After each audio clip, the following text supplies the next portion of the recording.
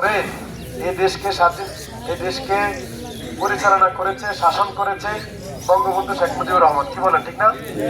তিনি একটা কথা বলেছেন, তিনি বলেছেন সবাই পায় তেলের খনি, স্বর্ণের খনি, গ্যাসের খনি, আর আমি পেয়েছি চোরের খনি।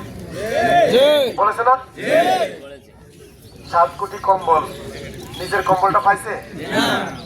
তার মানে তিনি সংসার করছেন, মন্ত্রী পরিষদ চালাইছেন চোর নিয়ে, তাই না? এরপরে 75-এর দুর্ঘটনা ঘটলো, পরবর্তীতে ক্ষমতার পালাবদল হলো, আসলো শহীদ প্রেসিডেন্ট জিয়াউর রহমান। তিনি অত্যন্ত ভালো মানুষ ছিলেন, আমরা স্মরণ করি, শ্রদ্ধার সাথে দেখি। কিন্তু তিনি বহুদলীয় গণতন্ত্রের প্রবক্তা, তাই না?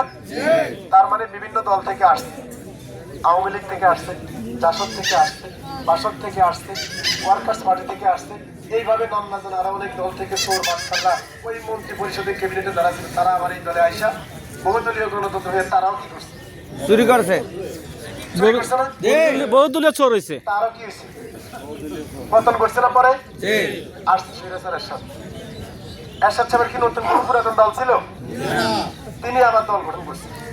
ওই দল গঠন করছেন কাদেরকে? বিগত দিনে যারা চুরি করতে অভ্যস্ত, দুর্নীতি করতে অভ্যস্ত, এদেরকে নিয়ে আবার তিনি দল গঠন করছেন। তিনিও কি করছেন?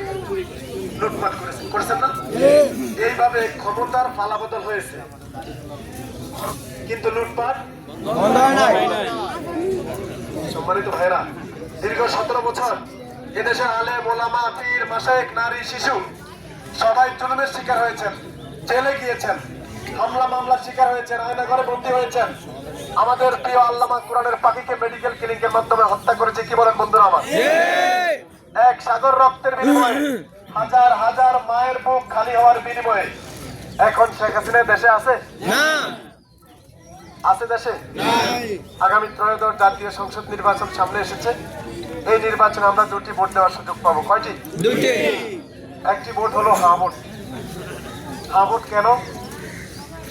আর কেউ যাতে করে ক্ষমতায় আসার পর 81 সাল পর্যন্ত ক্ষমতা থাকার স্বপ্ন না দেখে। কেউ কেউ বলে যতদিন বেঁচে থাকবো ততদিনই সরকার কি থাকবো। এই সারে ভেঙে ফেলার জন্য গণভোটে আমরা হ্যাঁ দিব। কি বলেন বন্ধুরা? কাদের মোল্লা সাহেবের ওই সময় আমরা এক ব্যক্তিকে 2 বারের বেশি এদেশে প্রধানমন্ত্রী দেখতে চাই না। আর কোন মায়ের বুক খালি হোক, আর কেউ আয়না করে যাক, এরকম রাজনীতি আমরা চাই না। 54 বছরের বস্তা পোষা রাজনীতির চিরতরে বিদায় আমরা 12ই ফেব্রুয়ারিতে দিয়ে দিতে চাই। কি বলেন? আর একটা ভোট দেওয়ার সুযোগ পাবেন, সেটা হলো প্রতীকী ভোট। আমরা চাঁদপুর যদি করতে হয়, একটি উন্নয়নশীল চাঁদপুর যদি গড়ে তুলতে হয়, মা বোনদের জন্য নিরাপদ একটি চাঁদপুর যদি গড়ে তুলতে হয়, এদেশের কৃষক, শ্রমিক, দিন মজুর, মেহনতি মানুষের ন্যায্য অধিকার যদি প্রতিষ্ঠা করতে হয়, দাঁড়িপাল্লা প্রতীকের বিকল্প নাই। আমাদেরকে অনেকেই কাঠ খেলা দেখান। কাঠ খেলা বুঝেন না? এই কাঠ খেলা এখন শুরু করেছে। 54 বছরে বহু কাঠ আপনারা খেলেছেন, জনগণকে বহু আশা দিচ্ছেন 10 টাকা চাইলের কেজি খাওয়াইবেন, কিন্তু সেই চাইল এখন 80 টাকা খাওয়া লাগে। তার মানে আশা দিয়া বিভিন্ন ভাবে প্রলোভন দিয়া সহজ সরল মানুষগুলিকে ধোঁকা দিয়ে বোকা বানিয়ে ভোটটা আদায় করার পরে এরপরে স্বৈরাচারী কায়দা শুরু করে সবাই, ঠিক না? আমরা যদি ইনসাফের একটি চাঁদপুর বিনির্মাণ করতে হয়, মানবপদ একটি চাঁদপুর বিনির্মাণ করতে হয়, তাহলে শাহজাহান মিয়া ভাইয়ের এবং দাঁড়িপাল্লা প্রতীকের বিকল্প নাই।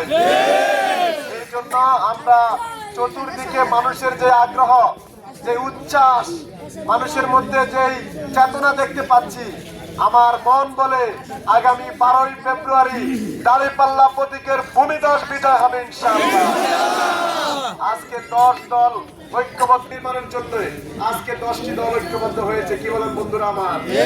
এই জন্য 10 দলের মনোনীত একটি প্রার্থী গেলে কয় ভাই এই হাসপাতাল হইতো না, ওই হাসপাতাল নিয়ে যান। এইভাবে তো রুগী শেষ। রুগী কি এই চিকিৎসা ব্যবস্থা বিকল্প নাই। বৃত্ত ভাতা চালু করতে লাগে 5,000 টাকা। চালু করতে লাগে কত? 5,000 বিসিবির কার্ড চালু করতে লাগে টাকা। এইভাবে রন্ধ্রে রন্ধ্রে কি দুর্নীতি। এগুলা যদি চিরতরে মুছে ফেলতে হয়, অ্যাডভোকেট শাহজাহান মিয়া ভাইয়ের বিকল্প নাই।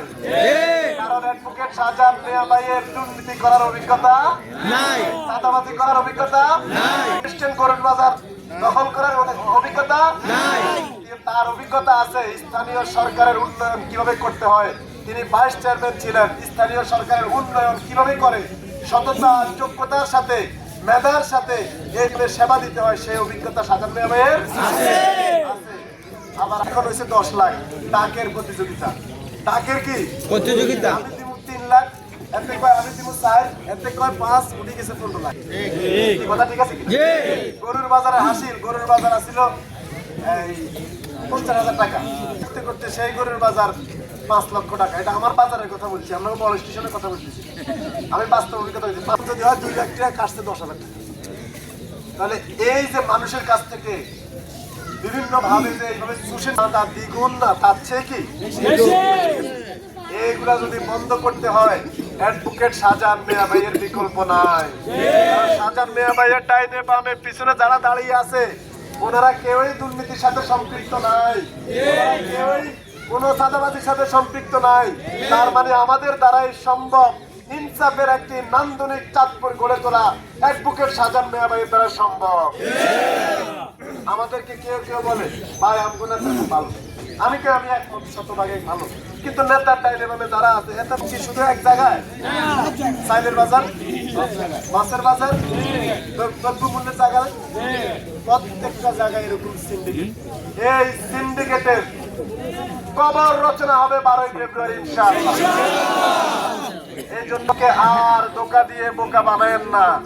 আমরা আজকের এই সমাবেশের মাধ্যমে, সাংবাদিকদের মাধ্যমে আমরা চাঁদপুরবাসীকে জানিয়ে দিতে চাই, আগামী দিনে যদি নান্দনিক সততার সাথে ইনসাফের একটি চাঁদপুর বিনির্মাণ করতে হয়, তাহলে আসুন আমরা প্রত্যেকে ঐক্যবদ্ধভাবে অ্যাডভোকেট শাহজাহান মিয়া ভাইকে আমরা বিজয় করে সংসদে পাঠাবো ইনশাআল্লাহ। আরেকটা কথা দেখায়, এই কারণে মানুষ এখন মনে করেন ভাই আমাদের বাসায় নেই, একটু পরে বাসা কথা বুঝেন কিনা?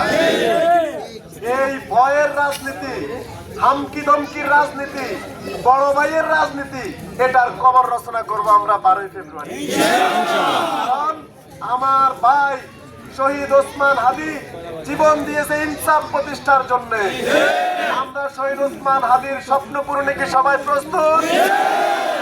আমরা আল্লামা দেলোয়ার হোসেন সাঈদীর স্বপ্ন ছিল এদেশ কোরআনের দেশ হবে, এদেশে ইনসাফ প্রতিষ্ঠা হবে, এদেশে ন্যায় ইনসাফের শাসন কায়েম হবে।